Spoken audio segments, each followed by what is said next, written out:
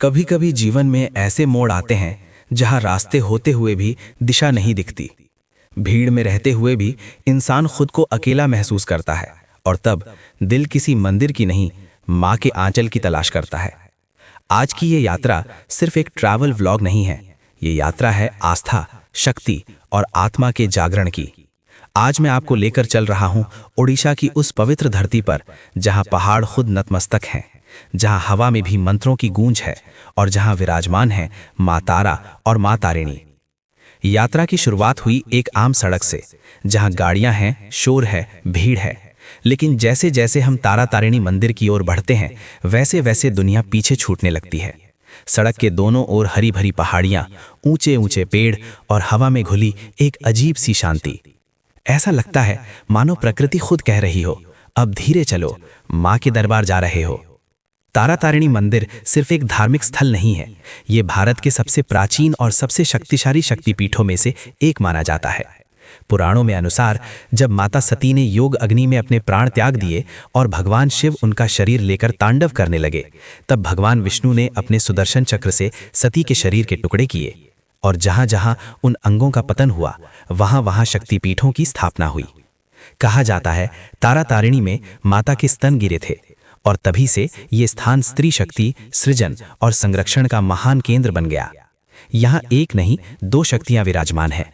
माँ तारा जो अंधकार में मार्ग दिखाती हैं, जो डूबते को सहारा देती हैं, और माँ तारिणी जो संसार रूपी सागर से भक्तों को पार लगाती हैं।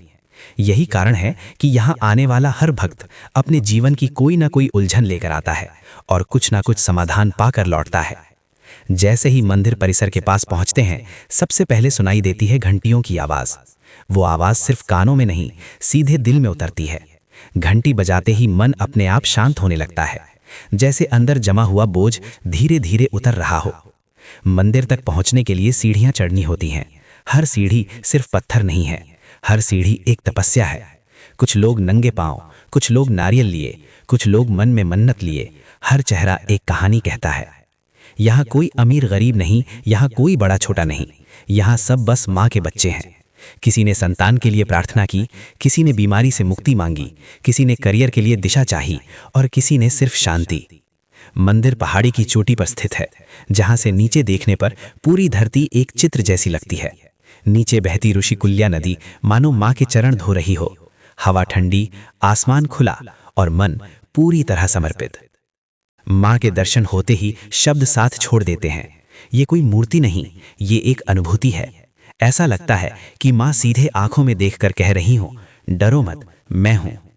कहा जाता है कि हर शक्तिपीठ सिर्फ भौतिक रूप से नहीं, ऊर्जा के स्तर पर भी जीवित होता है। तारा तारिणी मंदिर उन दुर्लभ स्थानों में से एक है जहाँ आज भी शक्ति का प्रवाह स्पष्ट महसूस किया जा सकता है। कई साधकों का मानना है कि यहाँ की हवा में मंत्रों की कंपन है और रात के समय ये स्थान और भी जागृत हो जाता है। माँ तारा तंत्र साधना में अत्यंत महत्वपूर्ण देवी मानी जाती हैं, लेकिन तंत्र का अर्थ अंधकार नहीं होता। तंत्र का अर्थ है ऊर्जा को समझना और आत्मा को जागृत करना। यहाँ आज भी कुछ साधक गुप्त साधनाएं करते हैं, बिना दिखावे के, बिना शोर के। कहा जाता है जो साधक सच्चे मन से माँ तारा की साधना करता है, उसके जीवन से भय अपने आप समाप्त हो जाता है। दिन में ये स्थान शांत और सुंदर लगता है, लेकिन रात में हवा की आवाज, पेड़ों की सरसराहट और दूर से आती घंटियों की ध्वनि, ऐसा लगता है मानो मंदिर खुद अपनी कहानी सुना रहा हो। स्थानीय लोग कहते हैं कि कुछ रातों में मंदिर के आसपास अजीब सी ऊर्जा महसूस होती है, जो डराती नहीं बल्कि सुरक्षा का एहसास कराती है। तारा तारिणी मंदिर मन्नतों के लिए विशेष रूप से जाना जाता है। यहाँ आने वाले अधिकतर भक्त खाली हाथ नहीं आते। कोई नारियल लाता है, कोई चुनरी, कोई सिंदूर और कोई सिर्फ आंखों में आंसू। यहाँ मान्यता है कि माँ दिखावे से नहीं, भाव से प्रसन्न होती हैं। मंदिर परिसर में मुझे एक महिला मिली जो हर साल यहाँ पैदल आती हैं। उनका कहना था, मेरे बेटे की हालत बहुत खराब थी, डॉक्टरों ने जवाब दे दिया था। मैंने बस माँ तारा से कहा, अगर मेरा बेटा बच गया तो मैं हर साल यहाँ आऊंगी। आज उनका बेटा पूरी तरह स्वस्थ है और वो महिला आज भी हर साल माँ के चरणों में आती हैं धन्यवाद कहने। मंदिर के नीचे बहती ऋषिकुल्या नदी सिर्फ एक नदी नहीं है, इसे पवित्रता और शुद्धि का प्रतीक माना जाता है। कई भक्त दर्शन से पहले या बाद में इस नदी का जल माथे से लगाते हैं, मानो माँ का आशीर्वाद जल के रूप में जीवन में प्रवेश कर रहा हो। मंदिर की बनावट बहुत साधारण है, लेकिन उसकी ऊर्जा असाधारण। ये हमें सिखाती है कि इंसान कितना छोटा है और शक्ति कितनी विशाल। इस जगह पर आकर मैंने सिर्फ माँ को नहीं देखा, मैंने खुद को देखा। अपने डर, अपनी उलझने, अपने सवाल, सब कुछ माँ के सामने अपने आप हल्का हो गया। ऐसा लगा जैसे कोई कह रहा हो, सब ठीक हो जाएगा। यहाँ कुछ पल बिना बोले बैठना सबसे बड़ा अनुभव है। न कोई प्रार्थना, न कोई मांग, बस मौन, और उस मौन में माँ की उपस्थिति। अब तक आपने देखा आस्था, रहस्य और अनुभूति, लेकिन किसी भी शक्ति स्थल की असल गहराई उसके इतिहास में छुपी होती है। तारा तारिणी मंदिर केवल आज का मंदिर नहीं है, ये हजारों वर्षों की आस्था और बलिदान का साक्षी है। पुराणों में वर्णन आता है कि जब भगवान शिव माता सती के वियोग में उन्मत्त होकर सृष्टि का संहार करने लगे, तब सृष्टि को बचाने के लिए भगवान विष्णु ने सुदर्शन चक्र चलाया। माता सती के शरीर के 51 टुकड़े धरती पर गिरे और बने 51 शक्तिपीठ। जहां जहां उन अंगों का पतन हुआ, वहां मां शक्ति स्थिर हो गईं। कहा जाता है तारा तारिणी में माता के स्तन गिरे थे, जो सृजन, पालन और मातृत्व का प्रतीक हैं। तारा तारिणी केवल एक देवी नहीं, बल्कि आदि शक्ति का दोहरा स्वरूप है। माँ तारा ज्ञान, मार्गदर्शन और चेतना की देवी। माँ तारिणी संरक्षण, उद्धार और भवसागर पार कराने वाली शक्ति। इसलिए ये स्थान केवल पूजा का नहीं, जीवन परिवर्तन का केंद्र माना गया। इतिहास गवाह है कि कई महान राजा युद्ध पर जाने से पहले यहीं आए। कहा जाता है कि कलिंग क्षेत्र के राजा मां तारा तारिणी को अपनी कुलदेवी मानते थे। युद्ध में जाने से पहले यहाँ पूजा और विजय के बाद यहाँ धन्यवाद। कई युद्धों में जहाँ हार निश्चित थी, वहाँ मां की कृपा से विजय मिली। ऐसी लोक कथाएं आज भी जीवित हैं। हालांकि इतिहास में कलिंग युद्ध अशोक के परिवर्तन के लिए प्रसिद्ध है, लेकिन स्थानीय मान्यताओं में कहा जाता है कि उस समय भी इस क्षेत्र में शक्ति का भारी प्रवाह था। कुछ विद्वानों का मानना है कि यही शक्ति अशोक के हृदय परिवर्तन का कारण बनी।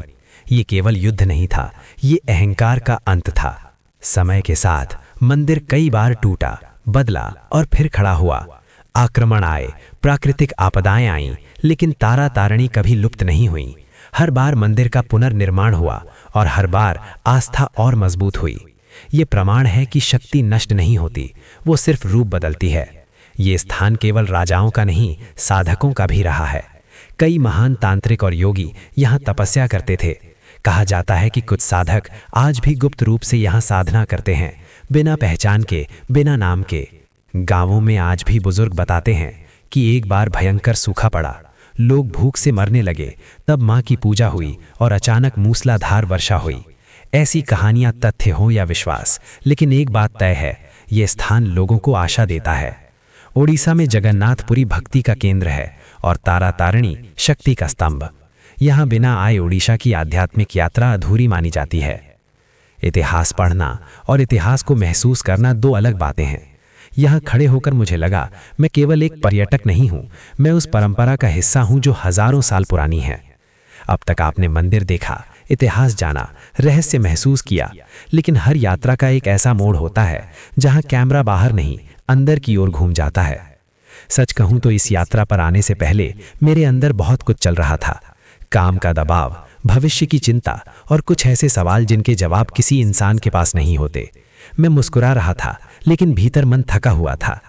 जब मैं मंदिर की सीढ़ियां चढ़ रहा था, तो हर कदम के साथ मन जैसे और भारी होता जा रहा था। ऐसा लगा मानो ये सीढ़ियां सिर्फ ऊपर नहीं, अंदर ले जा रही हों। हर सांस के साथ एक बोझ उतर रहा था और एक सच्चाई सामने आ रही थी। भीड़ के बीच मुझे एक कोना मिला जहां मैं कुछ पल बैठ गया। न कोई प्रार्थना, न कोई मंत्र, बस मौन। और उस मौन में पहली बार मैंने खुद को सुना। कभी कभी हम रोते नहीं क्योंकि दुख कम होता है, बल्कि इसलिए क्योंकि हम मजबूत बनने की बहुत कोशिश कर रहे होते हैं। माँ के सामने वो कोशिश खत्म हो गई। आंखों से आंसू अपने आप बहने लगे। उस पल मैंने कुछ नहीं मांगा, मैंने बस इतना कहा, माँ जो ठीक हो वही करना। और अजीब बात यह थी कि उस वाक्य के बाद मन हल्का हो गया। उसी समय तेज हवा चली। कोई चमत्कार नहीं, कोई आवाज नहीं, लेकिन ऐसा लगा मानो किसी ने सिर पर हाथ रखा हो। उस पल मुझे समझ आया, आस्था का मतलब मांगना नहीं, भरोसा करना है। जब आप छोड़ देते हैं तो शक्ति काम करना शुरू करती है। मंदिर से नीचे देखते हुए पहाड़, नदी, जंगल, सब कुछ वही था, लेकिन देखने वाला बदल चुका था। समस्याएं अभी भी थीं, लेकिन अब वे डरावनी नहीं लग रही थीं। मेरे आसपास कई लोग थे, लेकिन कोई शोर नहीं था। हर कोई अपने भीतर की लड़ाई माँ के चरणों में छोड़ रहा था। मैंने एक दीपक जलाया। उस छोटी सी लौ में मैंने अपना डर, क्रोध, असमंजस सब जला दिया और मन ही मन कहा, अब तुम संभालो माँ। आंखें बंद की, सांस को महसूस किया और भीतर एक स्थिरता आई। पहली बार लगा कि सब कुछ जैसा होना चाहिए वैसा ही है। कुछ लोग चमत्कार ढूंढते हैं, कुछ संकेत, लेकिन मुझे जो मिला वो था शांति। और सच कहूं तो यही सबसे बड़ा चमत्कार है। हर यात्रा का एक अंत होता है, लेकिन कुछ यात्राएं खत्म होकर भी खत्म नहीं होती। तारा तारिणी मंदिर से लौटना ऐसा ही अनुभव है। सुबह की पहली किरण जब मंदिर के शिखर को छूती है तो ऐसा लगता है मानो माँ दिन की शुरुआत कर रही हो। घंटियों की धीमी आवाज, हवा में घुली भक्ति और एक गहरी शांति, ये सुबह किसी वरदान से कम नहीं। मंदिर से विदा लेना आसान नहीं होता। कदम नीचे की ओर बढ़ते हैं, लेकिन मन बार बार पीछे मुड़कर देखता है। ऐसा लगता है मानो कुछ छूट रहा हो और साथ ही कुछ नया मिल रहा हो। विदा लेते समय मैंने बस इतना कहा, माँ, जैसा आपने यहाँ संभाला वैसे ही जीवन में भी संभालते रहना। न कोई बड़ी मांग, न कोई वादा, बस एक संबंध। वापसी का रास्ता वही था, लेकिन मन बिल्कुल अलग। अब डर इतना भारी नहीं था और भविष्य इतना अनजान नहीं लग रहा था। इस यात्रा ने मुझे एक बात सिखाई, हम मंदिर इसलिए नहीं जाते कि समस्याएं खत्म हो जाएं, बल्कि इसलिए जाते हैं कि उनसे लड़ने की ताकत मिल जाए। अगर मैं इस यात्रा का एक ही संदेश आप तक पहुंचाना चाहूं तो वो ये होगा, जब जीवन भारी लगे तो खुद को किसी शक्ति के हवाले कर दें। छोड़ देना भी एक प्रकार की शक्ति है। अगर आप ये व्लॉग यहाँ तक देख रहे हैं तो संभव है आप भी किसी न किसी संघर्ष से गुजर रहे हों। याद रखिए, आप अकेले नहीं हैं। माँ तारा तारिणी हर उस दिल के साथ हैं जो सच्चाई से उनको पुकारता है। आप जहाँ भी हों, एक पल के लिए आंखें बंद करें।